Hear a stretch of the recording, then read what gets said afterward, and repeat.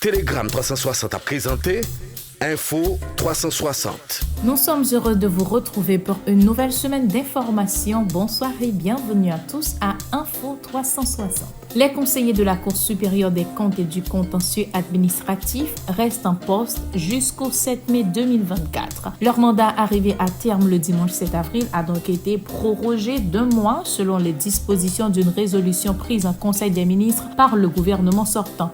Un arrêté en date du 5 avril vient d'être publié en ce sens. Cette rallonge n'est qu'une tentative gouvernementale pour éviter un vide institutionnel à la tête de la CSCCA. L'article 200-6 de la Constitution en vigueur prévoit que c'est le Sénat de la République qui détient la prérogative d'élire les 10 membres de la Cour supérieure des comptes et du contentieux administratif pour un mandat de 10 ans. Autre dossier, la Fondation haïtiano-américaine pour la démocratie organise ce mardi 9 avril 2024 un webinaire sur la réponse à fournir face à la situation chaotique d'Haïti. Préoccupée par la détérioration de la situation sécuritaire sur le terrain, cette entité veut s'enquérir des efforts entrepris par l'administration Biden pour aider au rétablissement de l'ordre dans le pays. L'attachée de presse de la Maison-Blanche, Karine Jean-Pierre, Dan Erickson, directeur principal du Conseil de sécurité nationale de la Maison-Blanche pour les affaires de l'hémisphère occidental, Brian Nichols, secrétaire d'État adjoint aux affaires de l'hémisphère occidental, entre autres, prendront part aux échanges. Aucune activité de commémoration n'a eu lieu en Haïti à la date du 7 avril qui ramène cette année le 221e anniversaire de la mort du précurseur de l'indépendance,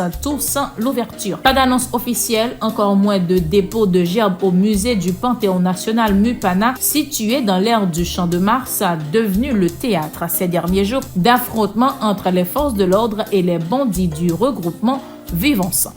Info 360.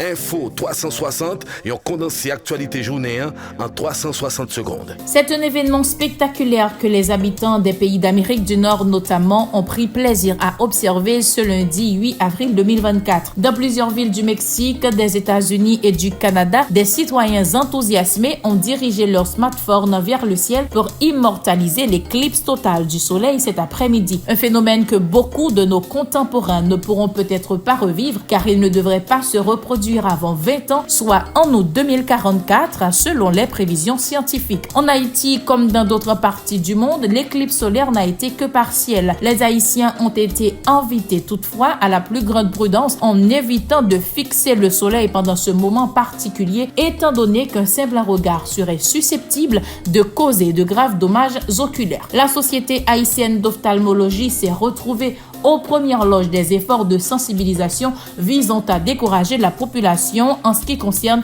l'utilisation des appareils et objets comme miroirs, caméras et autres éléments optiques pour regarder le soleil. Et sur le plan international, dans son avertissement le plus sévère à ce jour, le président ukrainien Volodymyr Zelensky a déclaré que son pays perdrait la guerre avec la Russie si les États-Unis ne fournissaient pas davantage d'aide militaire. Lors d'une vidéoconférence dimanche, Zelensky a plaidé pour plus de munitions et a averti que d'autres États seront attaqués si l'Ukraine n'est pas en mesure de maintenir sa résistance. Pendant ce temps, la centrale nucléaire de Zaporizhia, dans le sud de l'Ukraine, a été endommagée dimanche par une attaque de drone. L'Agence internationale de l'énergie atomique a qualifié la frappe d'incident grave avec le potentiel de porter atteinte à l'intégrité du système de confinement du réacteur, mais a souligné que les dégâts ne compromettaient pas la sécurité nucléaire. En dépit de ce cri de détresse du chef d'État ukrainien, l'aide américaine reste hypothétique car le président de la Chambre, Mike Johnson, fait face à une menace imminente pour sa présidence et à une pression croissante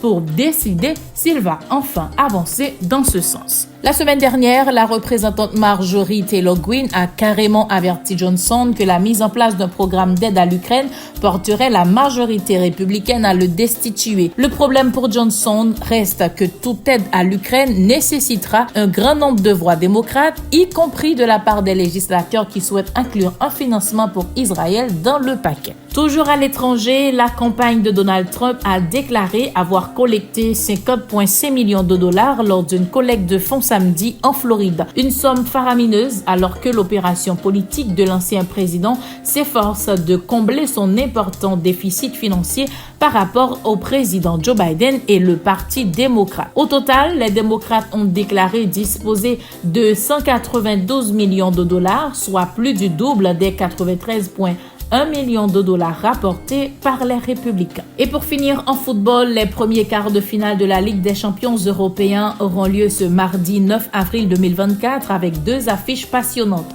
Arsenal Bayern Munich et Real Madrid Manchester City sont programmés pour 15h heure haïtienne, respectivement à l'Emirates Stadium et au Santiago Bernabéu. Ces rencontres promettent des émotions fortes tant les attentes sont grandes de chaque côté. Les matchs retour sont prévus les 16 et 17 avril à l'Allianz Arena et l'Etihad Stadium pour des moments palpitants en attendant le dernier carré.